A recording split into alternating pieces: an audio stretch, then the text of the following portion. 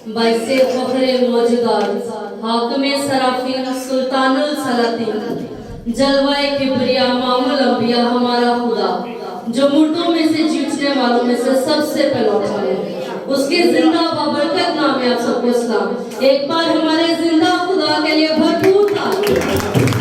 हमारा ईमान है खुदा हमारे आने से पहले यहाँ पे तशरीफ रखेगा।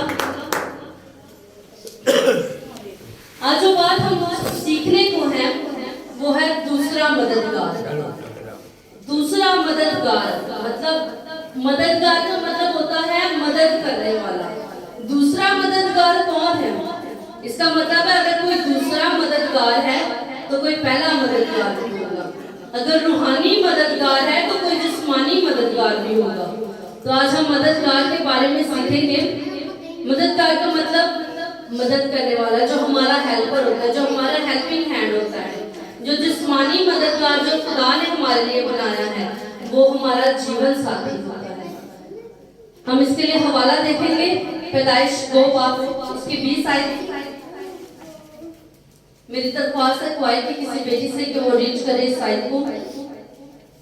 हम सबसे पहले देख रहे हैं जिस्मानी मददगार के बारे में, हमारे जीवन साथी के बारे में।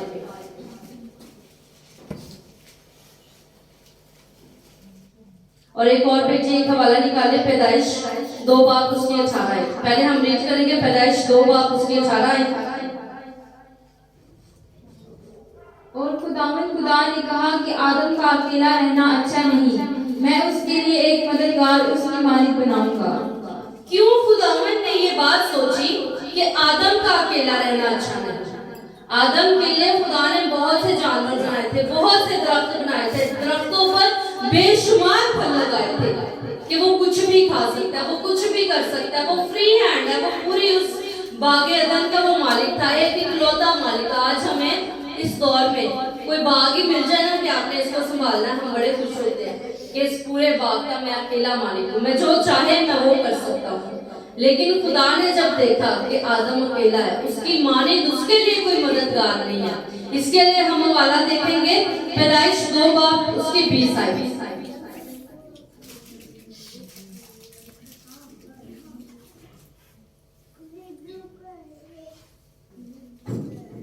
और आदम ने कुछ छुपाया और हवा के परिंदों और कुछ दश्ती जानवरों के नाम रखे, पर आदम के लिए कोई मददगार उसकी मालिक ना मिला। ये इस बात का जवाब है कि हम लोग के खुदा ने उसके लिए जब एक मददगार बनाया उसने जरूरत क्यों महसूस की? क्योंकि वहां पर बहुत सारे जानवर थे, चरिंद थे, परिंद थे, लेकिन कोई भी मददगार उसकी माने नहीं था जो उसके साथ बात करता, जो उसकी फीलिंग्स को समझता। आज के दौर में जो हमारे जीवन साथी होते हैं, हम अपनी टेंशन परेशानी कोई भी हो, हम अपने मददगार को, हम अपने जीवन साथी को बताएं तो वो परेशानी कम हो जाती है, खत्म नहीं होती लेकिन कम जरूर हो जाती है। हमारी जिंदगी में कोई खुशी हो वो बताने से और दुगनी बढ़ जाती है। इसीलिए खुदा ने आदम के लिए एक मददगार बनाया, उसकी माने जो उसकी फीलिंग्स को शेयर करे, जिसके साथ वो बातचीत करे। ये है हमारा जिस्मानी मददगार, हमारा जीवन साथी, तो जो खुदा ने उसके लिए बनाया था। खुदा ने आदम को गहरी नींद में भेजा, उसकी पसली में से पसली निकाली। जब हवा को बनाया तो खुदा ने उनको आदम कहा, खुदा ने उनको एक दूसरे के लिए बनाया था। बाइबल मुकद्दस को 3 हिस्सों में बाइबल टीचर्स ने तकसीम किया। पहला हिस्सा खुदा बाप का दौर कहलाता है, दूसरा हिस्सा खुदा बेटे का दौर कहलाता है, तीसरा हिस्सा रूहुल कुद्दस का दौर कहलाता है।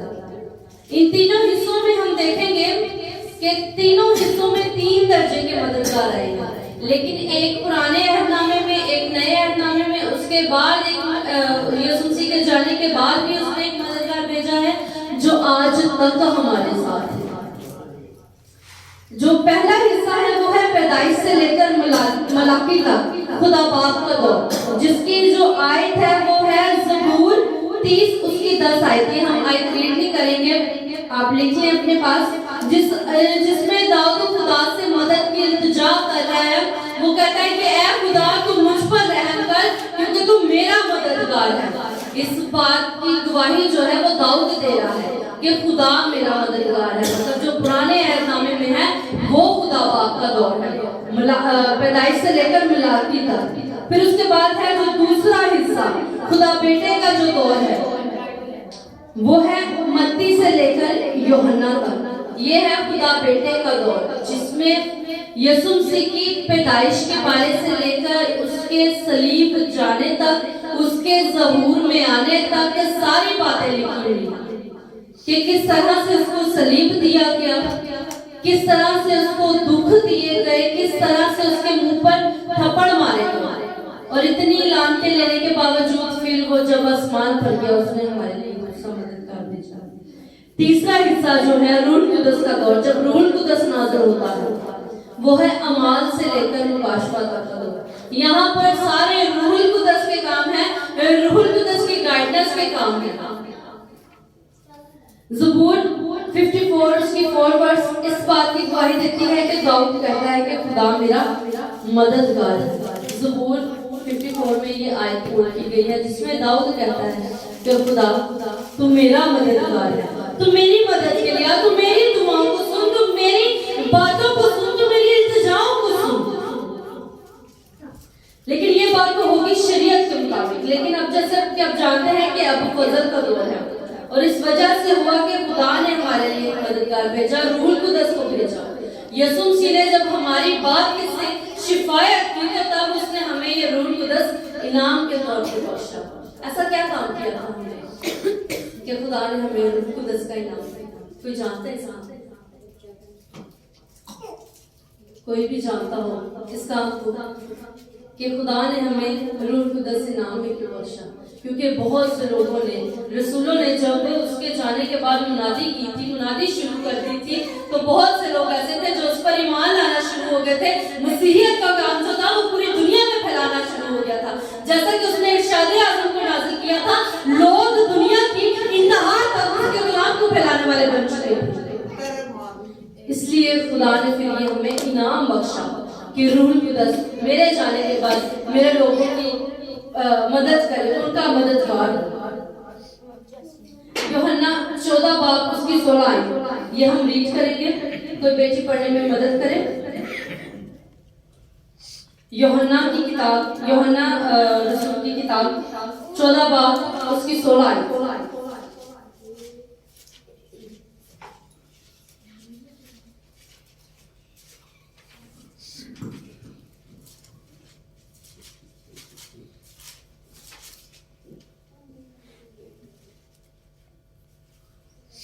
जल्दी पढ़ा, जल्दी सवाल बता दो। जो निकाल ले वो पढ़ सकता है। और मैं बाप से दरख्वास्त करूंगा तो वो तुम्हें दूसरा मददगार बख्शेगा कि अब तक तुम्हारे साथ रहे। प्रेज। ये बात इस चीज की गवाही है कि यीशु मसीह ने हमारे लिए दूसरा मददगार भेजा है इस दुनिया में। यीशु मसीह फरमाते हैं कि जब वो मददगार आएगा जिसको मैं तुम्हारे लिए बाप की तरफ से भेजूंगा, वो तुम्हारी मदद करेगा, वो रूह हक है जो हमारी मदद करेगा।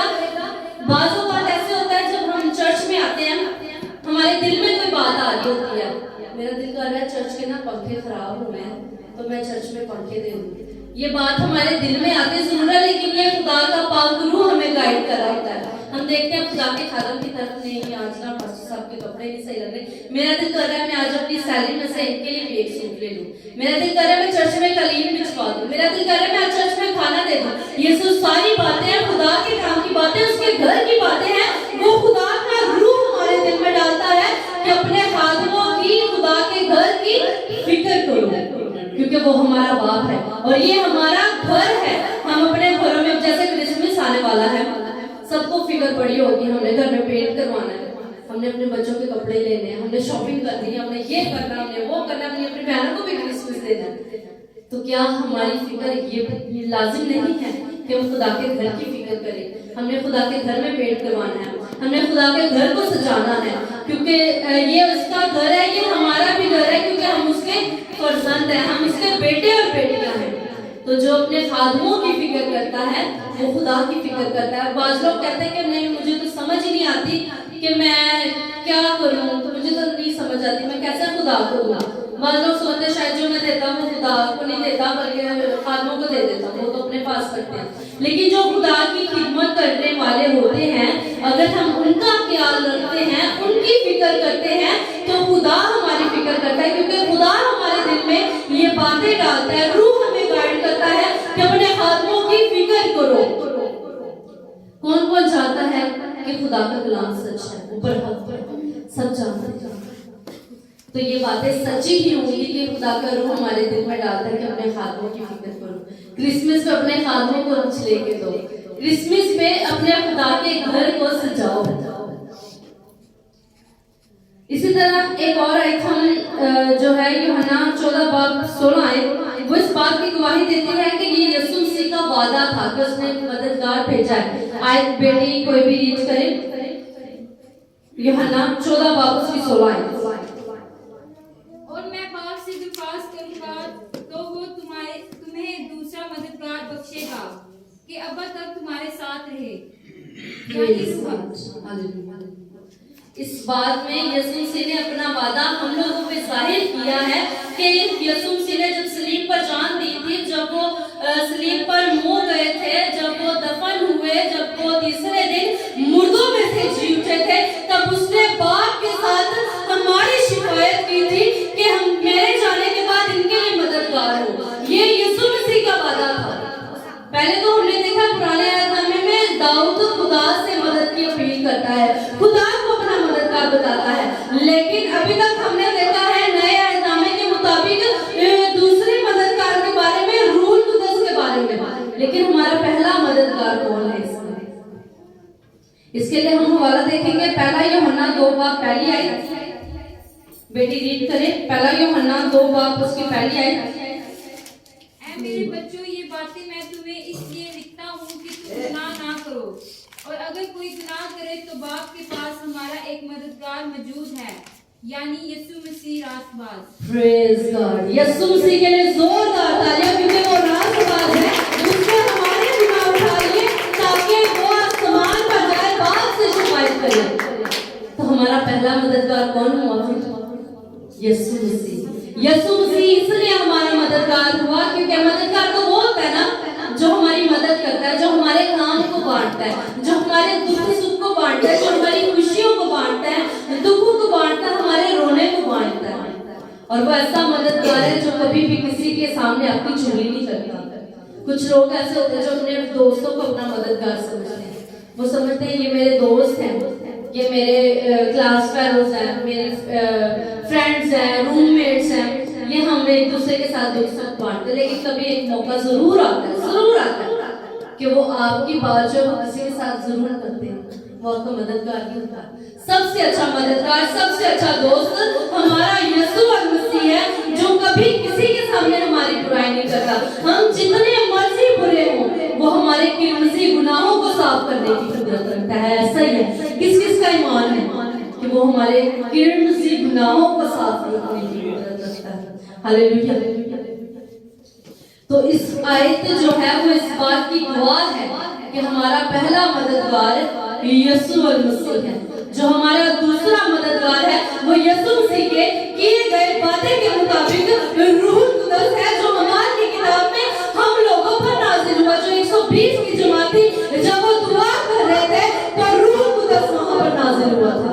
जब जुबानें चेंज हो गई थी, जब गैर जुबानें नाजिल हुई थी, तब रूहुल कुद्दस नाजिल हुआ था। ईदे पेंटेकोस्त के दिन, उस दिन रूहुल कुद्दस नाजिल हुआ था और यीशु मसीह ने अपने किए गए वादा को पूरा किया और उसने बाप से हमारी शिकायत की, क्योंकि दुनिया पर गुनाह इतना ज्यादा बढ़ गया था। खुदा ने अपनी जो नजर थी वो फेरी थी, क्योंकि खुदा की नजर जो है वो पाक है, वो बदी को नहीं देख सकती। जब यीशु मसीह ने अपनी जान हमारी खातिर दी, जब वो हमारे दुखों को अपने ऊपर ले रहा था, तब वो सारा कुछ देख रहा था। तो कैसा फील होता होगा? मैं भी एक माँ हूँ, जब मेरी बेटी रोती है, उसको चोट लगती है, तो मुझे बड़ा दुख होता है। मेरा दिल करता है उसकी आंख में से आंसू ना आए। ऐसे हम जो माँ बाप हैं, हमारा दिल करता है कि हमारे बच्चों को चोट ना लगे। लेकिन कैसी उसकी मोहब्बत थी कि उसने अपना इकलौता बेटा बख्श दिया ताकि हमारी जान जो है, जो हमारे गुनाह है, वो अपने ऊपर उठा ले, ताकि हमारी शिकायत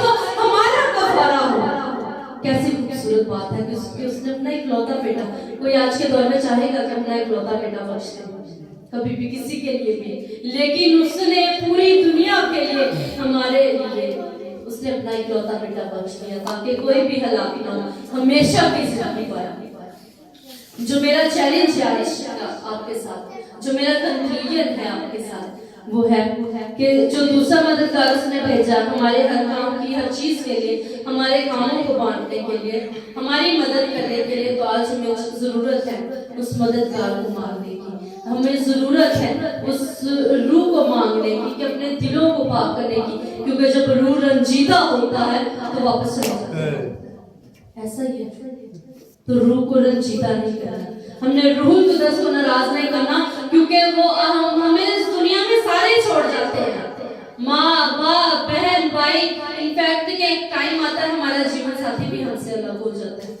जो पुराने हरनामे के मुताबिक जो पहला जिस्मानी मददगार हमने बनाया था, वो भी एक वक्त आता है जब मौत आती है, वो भी हमसे जुदा हो जाता है, लेकिन रूहुल कुद्दस ऐसा मददगार है, जब तक कि हम नहीं मरते वो हमसे नहीं जुदा होता, बल्कि मरने के बाद भी वो हमारी रहनुमाई करता है, वो हमें जो है वो अपने खुदा बाप की गोद में जगह देता है। सिर्फ और सिर्फ रूहुल कुद्दस को अपनी जिंदगी में रखने की जरूरत है, तो पाक रूह को रंजीदा नहीं करना, रूहुल कुद्दस को अपनी जिंदगी में रखना है।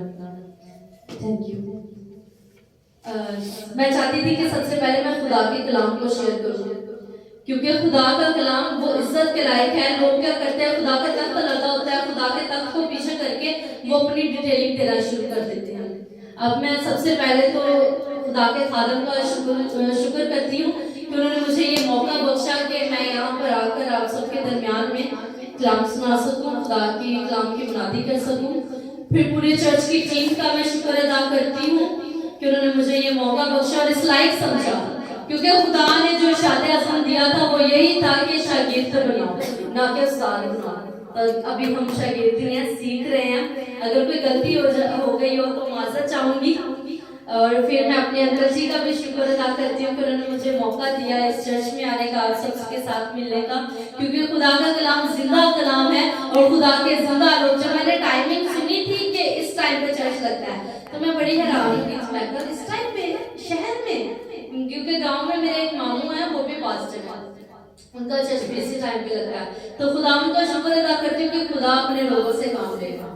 Thank you so much.